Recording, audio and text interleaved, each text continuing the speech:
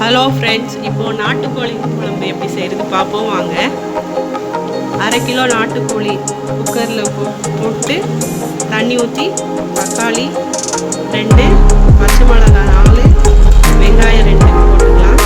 உப்பு, அப்புறம் இஞ்சி பூண்டு பேஸ்ட்டு போட்டு மூடி 5 விசில் வச்சுக்கணும்.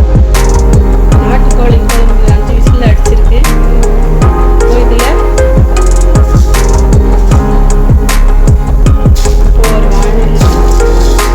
சோம்பு, பட்டை, லவங்கம், வத்தல் வறுத்து வச்சுக்கோங்க. அப்புறம் தேங்காய் பூ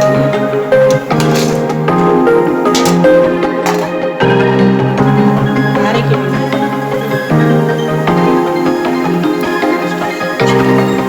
ஒரு பேனில் எண்ணெய்,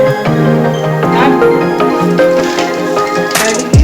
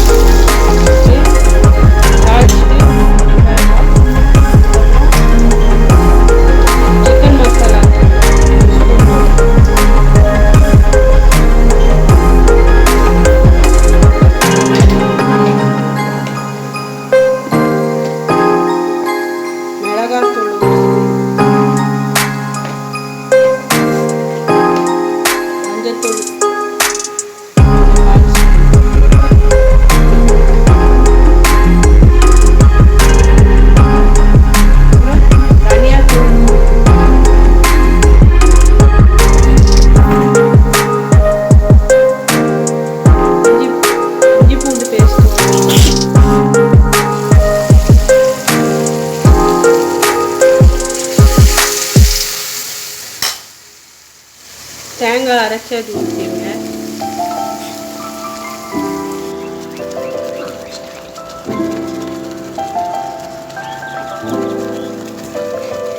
இதை இப்போ வேக வச்சது நாட்டுக்கோழி இதில் ஊற்றிப்போம்.